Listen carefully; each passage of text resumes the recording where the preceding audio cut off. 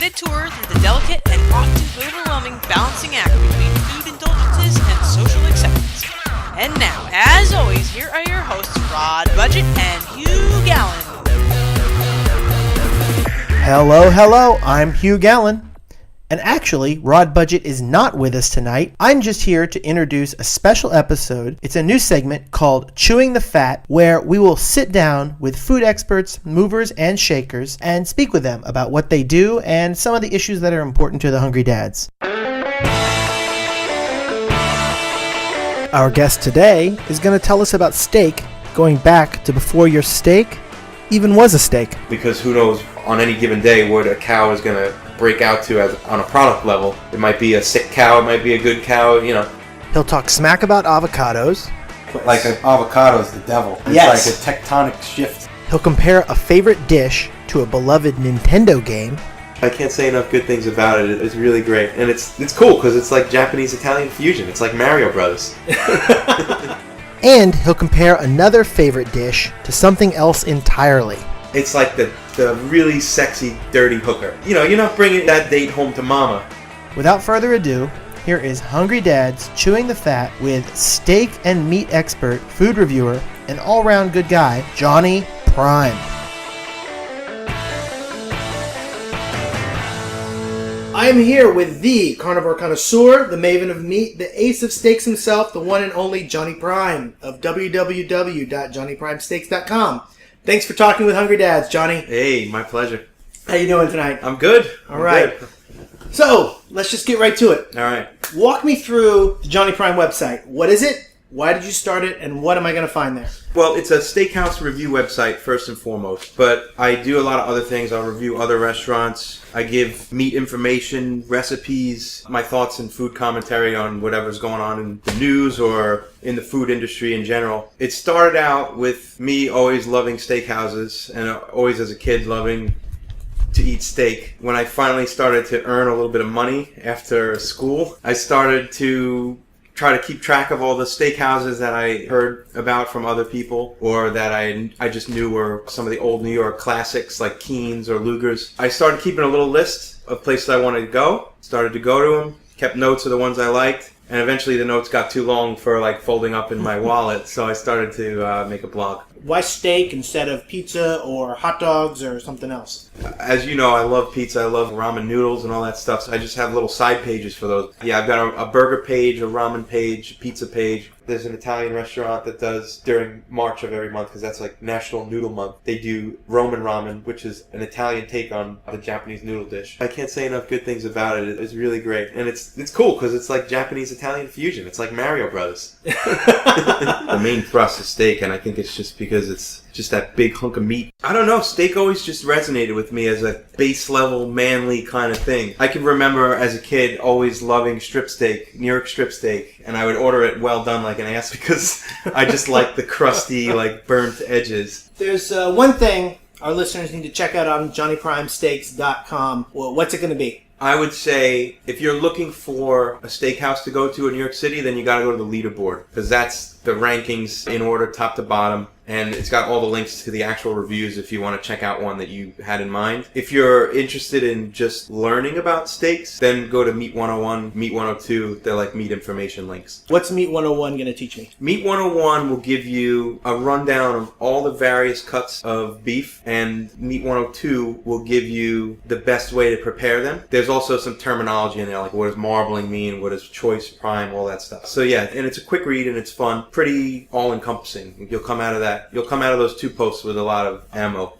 Nice. You gave a particular place a 70. What does that mean? I have 10 categories and 10 points for each category. If you're just concerned about what the steak is like, then you'll look at the choice of cuts and the flavor categories, and that'll be your main focus. I put asterisks on my reviews if they get 10 points for flavor, because that's most important. I've got places that scored in the 70s, 80s that have 10 points for flavor that I would recommend instantly to people because they just know what they're doing. But sometimes the people want the ambiance, they want some specials, or seafood selection is always big at a steakhouse. So your 70 would be out of 100? Yeah, out of 100, and 100 takes into account the grade is not just the grade on the steak. Yeah. You mentioned ambiance, you mentioned side dishes and things like that. Sides and specials, apps, desserts, the bar, the price, 10 categories and 10 points for each, so you get 100, nice and round. But obviously, if you're big on ambiance, maybe you'll not worry so much about a 7 or 8 on the flavor.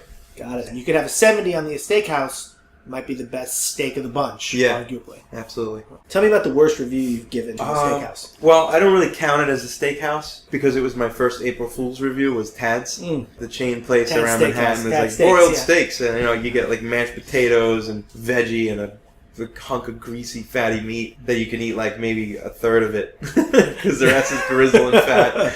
But yeah, I mean, so I went there. I almost went there with the intent to write a joke review. And if someone came to you and said, that place is my favorite steakhouse, I love it. Yeah.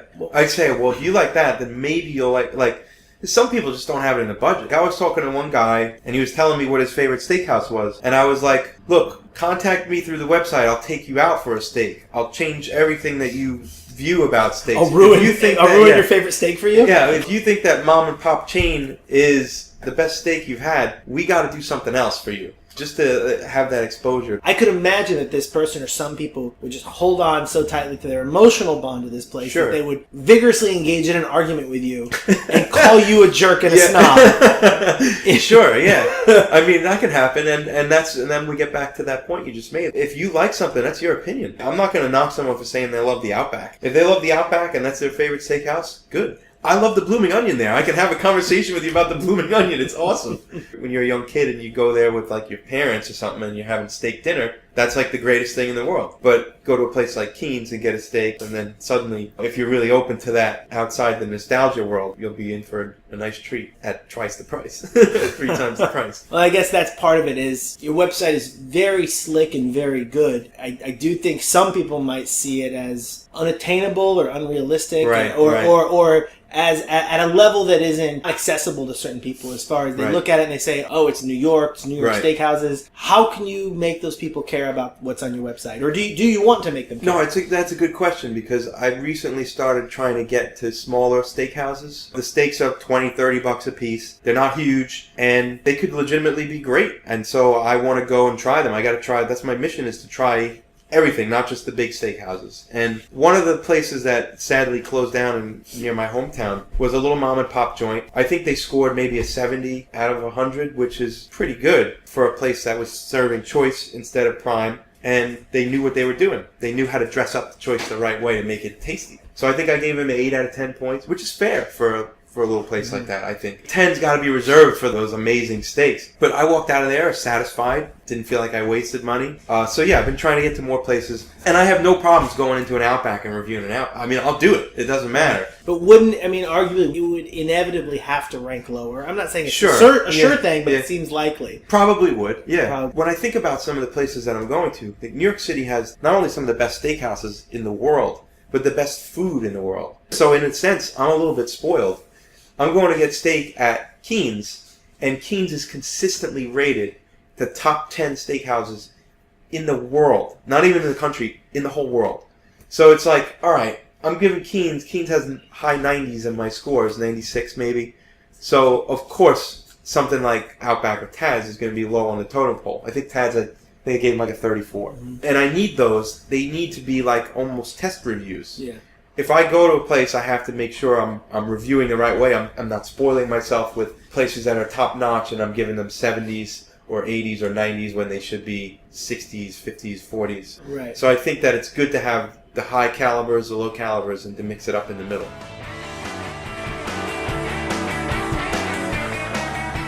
So you mentioned that I can come to your website and learn about the cuts. Yeah. What are the cuts? There's dozens of cuts, but the main 4 that you'll find at a steakhouse are the filet, strip, porterhouse, which is the filet and the strip together on the bone, on like a T-bone, and then the ribeye, which is my favorite. What makes the ribeye a favorite? There's a lot of different character of flavor going on in there. There's the center eye, which is what you'd get if you did a prime rib roast. It's really nice, pink, solid piece of meat. The outside is a fat cap, and that's where there's a lot of marbling in there. So you'll get the fat content that'll melt out throughout the steak, so you get more flavor. and then the ribeye has a bone in it, right? Sometimes they do, sometimes they don't. Because I picture like the eye, like that little circle bone. That's not always a The ribeye? eye is referring to the main part of the meat cut. Oh, okay. So what's the one with like the circle of bone in the middle? That's not a ribeye? The circle of bone in the middle it's just cut a different way. So if you get short rib, it's cut the other way, Okay. and there's rib meat around the rib bone, and then you just cook it in a different manner. You take beef pretty seriously, I can tell. Yeah. Let's talk about your White Castle review. I saw it on your website. You made it clear it was an April Fool's joke. Yeah. But it didn't seem like you were joking when you said that you really like White Castle burgers. Yeah. Oh yeah. You do. So you like a White Castle burger. I do. It's you know what it is. It's funny because as I was writing it, I was like, I really don't want to mock this place too much because I love White Castle sliders. The way I look at it is, it's like the really sexy, dirty hooker. It's like, you're drunk, you're wandering around, you walk in, you get that, you eat it, and then you're loving it as you eat it, and then you instantly regret it. And because you get the stomach gurgles, you got to run to the toilet bowl. You're not bringing that date home to mama. So it's not a classy experience. No, it's instant gratification, and part of it is nostalgia, and part of it is just sustenance. But I do like it; it's yummy. But as you're eating it, you find it to be delicious. Yeah. And as you're eating one of your top-rated steaks, you find it to be delicious. Yeah. Same type of delicious or different type of I think delicious? it's a different type of delicious. One's a little more cerebral, and the other one's a little more guttural. One's just about devouring the product, and the other's about savoring each bite. So there's a steakhouse. I consider it my favorite steak place, and I love the steaks there. Yeah. Sometimes I tell people I really like it, and they said, well, all they do is they just drench their steak in butter, Right. and that's why it's delicious. Yeah. Do you know it to be true that a steak place just drench it in butter, and that's why it's delicious? Is that true? I think in some cases it might be. If they're not using super top quality meat and they want to just kick the flavor up, and they'll use butter. But a lot of times butter is important in the cooking process because it creates the crisp that you want when you get a steak. So when you get a nice cut of steak at a steakhouse, especially a filet, they'll use butter. They'll baste it as they cook, and since butter burns, it'll create that crispy crust that you like on the outside edges of the steak. So is adding butter, is it a cheat, or I don't is think it a it's cheap. legitimate No, I think way it's to do legit. it? I think it's legit. I don't really look at it as a cheat. So it's not naive of me to pick my favorite place and then learn that they use a lot of butter. No, I think most of them use a lot of butter. Tell me, you mentioned Wagyu a little bit ago. Yeah. Heard of it, don't know what it is. All right, the cattle are raised in Japan, and they're fed a beer mash to get really fat, and they're massaged. That's the rumor, that they're actually physically massaged by people. The marbling is so intense because there's so much intramuscular fat that's called marbling that it almost looks like webbing. It almost looks like stitch or needlework. It's crazy, and it kind of melts if you rub your fingers on it. The 98-degree temperature on your finger will actually create a layer of melted fat and oil underneath your fingers, between the meat and the fingers. It's really delicious. That's got its own ranking scale. So like we're in the States, we have choice and prime, and then there's the proprietary Angus certification. This has their own. I've seen it like $100 an ounce. It's pretty crazy. Worth it? I would say hold off. Wait for a special or a deal, or go overseas where it's a little more readily accessible. But America's So got plane some... flight to Japan might be worth it Might be just worth at it the just for price the of meat. Wagyu? Yeah, but there's some really good American versions of it. So you can't call it Wagyu, but you could say American style Wagyu from Colorado. Same kind of cattle, same kind of process for raising it. It looks the same, it tastes the same, and in some respects might even be better, because who knows on any given day what a cow is going to break out to as on a product level. It might be a sick cow, it might be a good cow, But there's a couple of places in the city that offer really good deals on the Wagyu stuff, and that's where you got to try it. And you're having Wagyu at half price. Move away from steakhouses and just talk about preparing my own steak. I am not a carnivore connoisseur. I'm not a maven of meat. I go to the store and I actually see the prices on beef and I go, ooh, that looks pretty pricey. Yeah. And I think the pricier ones are obviously high quality ones. And I say, you know what? I'm just going to screw it up anyway.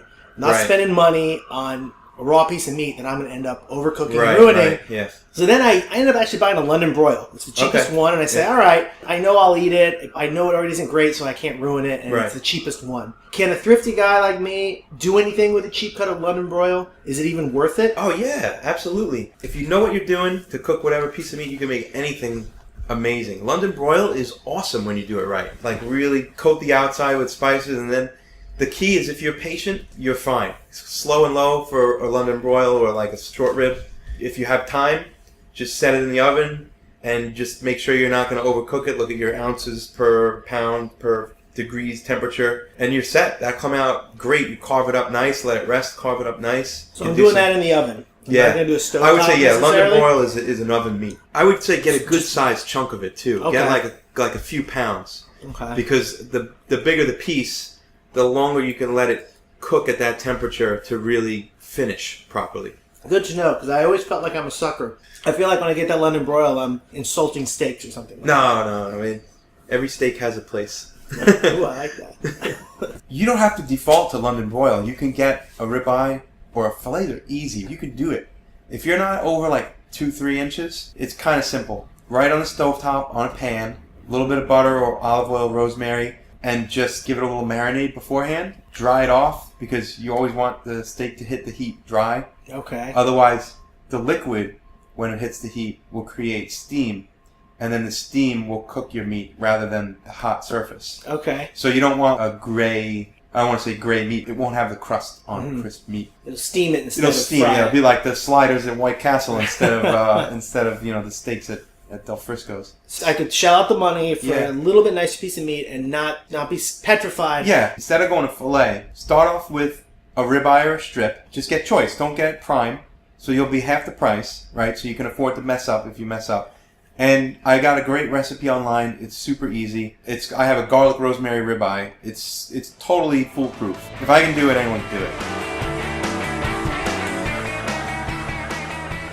You've heard the phrase, there's no accounting for taste. Is that true? In other words, is it truly just an opinion, or is there some truth when it comes to flavor and taste? I've had steakhouses where they use some of the best quality meat, top of the line stuff, prime, and if they don't prepare it right, they're ruining it.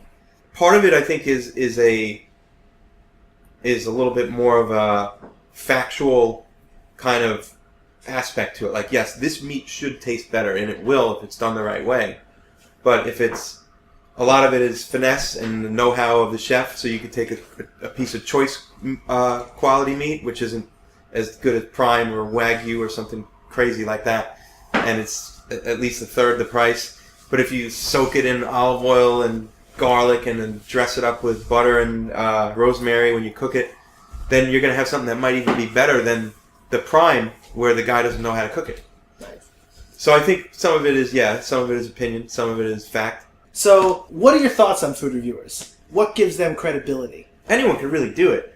I think the key is that a lot of people, when they talk about the food they ate, they just tell you what they ate. They don't really tell you what it tasted like. A lot of food reviews that I read, they're like, oh, we had the shrimp this and that, and it had this on it. Okay, that's a description that you can get from the menu. What does it taste like? Tell me, what did it make you feel like? And a lot of my angle with that is, I just talk real. I tell you exactly what I think. I don't pull any punches. And I think that might be what sets my stuff apart from a lot of other reviewers. They're like, they take it very seriously, they write properly, and I'm just kind of like throwing it out there, like, a man's man kind of thing. Right. Do you think there's anything about you that makes you any more qualified to make a decision about whether or not a piece of meat is good? I think I just had so many now. I think I've had so many steaks at so many steakhouses that if you're going to believe someone, why not? Why not believe the guy that's had steak at 80 different steakhouses, sometimes 2 and 3 visits at each place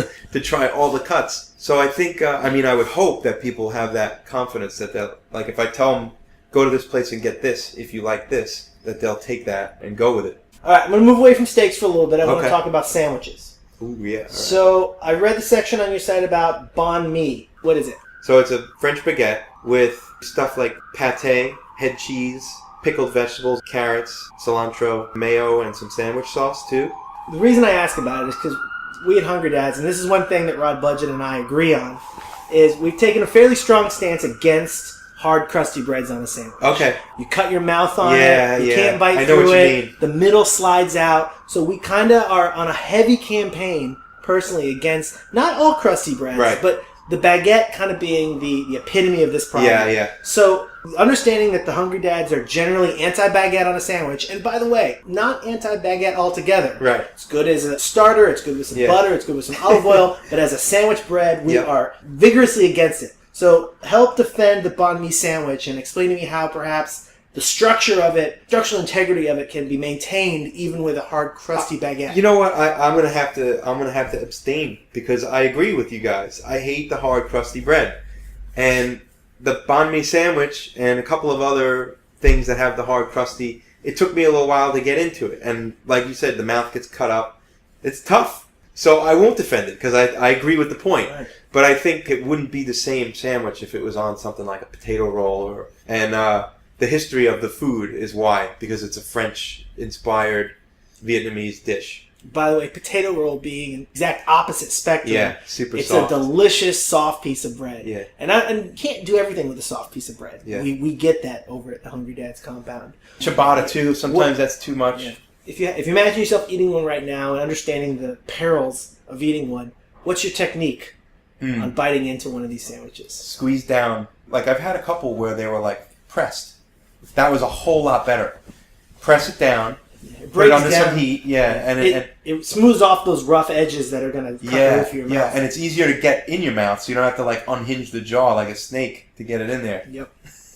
Speaking of sandwiches and speaking of unhinging the jaw, you got like your places like Second Avenue Deli and those huge sandwiches. A fan of those? What do you think of the huge pastrami sandwich? If it's that tall, I don't like a thick, fat, high, tall sandwich. Same thing with the burger. Damn straight. I hate it. I hate that. If I can't fit it, if it's more than like 3-4 inches high, I'm like taking it fork and knife style. So with those Second Avenue Deli sandwiches, I just eat the middle, and then every once in a while, if I need a bite of bread, I go over to that nice rye with the mustard on it and take a bite. I'll try to do this from memory. I'm going to share with you now 5 principles of good sandwich construction. First one was baguettes and the like can take a hike. That's good, Ryan. It's okay to delete some meat before you eat. Speaking to the huge amount of Too meat high, you're yeah. dealing with. Yep.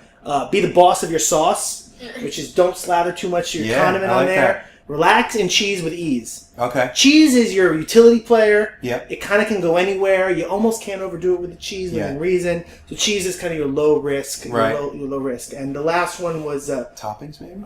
always make a friction prediction, Okay. which is pay attention to what's in there and where you've layered it so that it's not going to be sliding all over the Right. place. Like an avocado's the devil. It's Yes. like a tectonic shift. Absolutely. You try to eat that, it like slides across. No avocado on anything. Guacamole maybe because it's like a spread. Yeah, it ends up filling in the gaps. But Yeah. the avocado's painful. Tomatoes can be pretty treacherous if you're up against secured meat. They got to be thin too. Yep.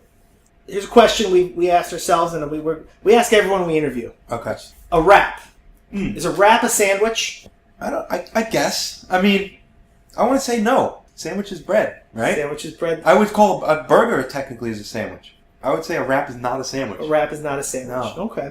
That was again. I asked this question of Rod Budget, and he wholeheartedly agreed. I actually pointed out to him just as a counterpoint. New York State Tax Bulletin ST 835 actually defines sandwiches. Okay, I'm sure they're included in there. They are, everything. Hot and cold, made on bread, bagels, rolls, pitas, wraps, or otherwise. Includes hot dogs, bagels with butter, and burritos as sandwiches. Interesting. So, not that you're wrong, but that our legislatures have decided They've ruled. to say what a sandwich is. Interesting. And they say wrap is a sandwich. Yeah. We at Hungry Dads are of a general belief that a sandwich is 2 pieces of bread with things in between. Although, then you have your open-faced sandwich, which we would say is a sandwich. Or like a pita is like a little bit more substantial than a wrap, you know? And then you got a hot dog, which, bun. by all the standard definitions would be a sandwich, but I'm not sure it is. Yeah. If you take New York State Tax Bulletin definitions very strictly, even a slice of pizza would be a sandwich. But yet they don't qualify it as such. So it's a slippery slope, to say the least. www.johnnyprimesteaks.com. You got the recipe for your rosemary ribeye. Yeah. You've got the steakhouse reviews. You've got the Meat 101, Meat 102. Thank you very much, Johnny. Yeah. It's been a pleasure. Absolutely, man. Thank you. Thanks for having me. So that was our interview with Johnny Prime. You might have picked up some sirens in the background noise, and I'm not going to call that a recording flaw. I'm just going to say that's the audio backdrop of New York City for your enjoyment. That was our first Chewing the Fat segment. We sure had a lot of fun doing it. I hope Johnny did too. Definitely go to www.johnnyprimesteaks.com. Hope you enjoyed it. Hungry Dads. Visit our website at hungrydads.com. Follow us on Twitter at hungry_dads. This has been a Hungry Dads production. I'm going to hit you with a couple of quick kind of either-ors. I'll ask you to just give your answer right away to each one, which Okay. we'll track back for you to explain yourself. Okay, all right. All right? So, steak sauce, acceptable or sinful? Simple. Bigger sin, well done or country fried steak? Well done. Competitive eating, legit or hokey and gross? Legit. Awesome. Secret menu items, organic fun gimmicks for the true fan or hacky viral marketing schemes? Fun gimmicks.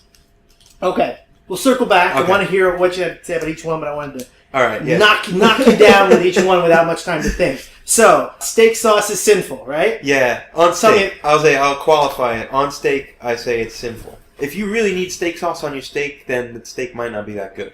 Because if it's a good steak, you're gonna just devour it without anything on it because it's done just right and perfect. But I do like steak sauce on chicken, on shrimp, on other seafood items. I don't want to say that steakhouse sauce is bad because I've had some really f***ing great ones. But I would say on steak, I don't want it. I'm not interested. Well, you have a lot in common with my cohort, Rod Budget. Rod did a passionate speech about steak sauce, Okay. supporting it on a hamburger.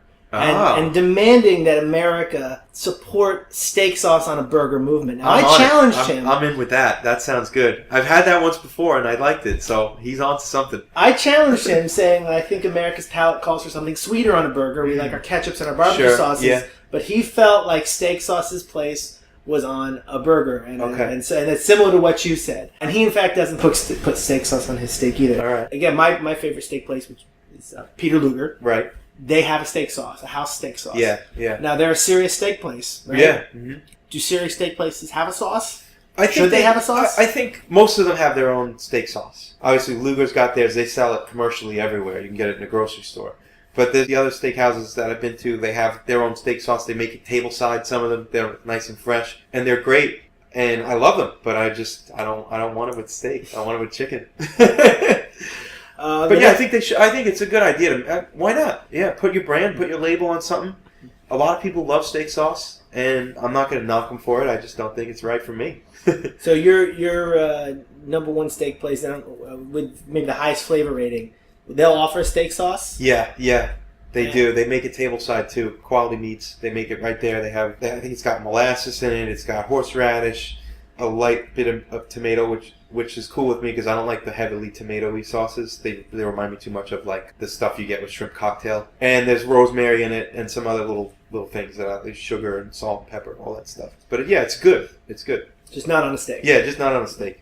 All right. The next one was the bigger sin: a well-done steak or a country fried steak. So why is a well-done steak such a sin? I think a well done steak it's ruining the flavor of the meat. If you got a shitty little steak and you got it from the grocery store and it's thin and it's not prime, then yeah, if you like it well done, go for it. But if you're getting a good steak at a good steakhouse, I think overcooking it will ruin it. Because it changes the texture of the meat, it becomes grainy. The juices all come out, so it's dry. And you're losing the character that's in the aging process, which is like, there's a little bit of funk to it. Sometimes it's got an earthy flavor. And you lose all that when you cook it to hell. And a country fried steak can be cooked perfectly. Just got a little coating on it for you. Yeah, so it'd be rare, but still. Yeah, you could still have it medium or whatever.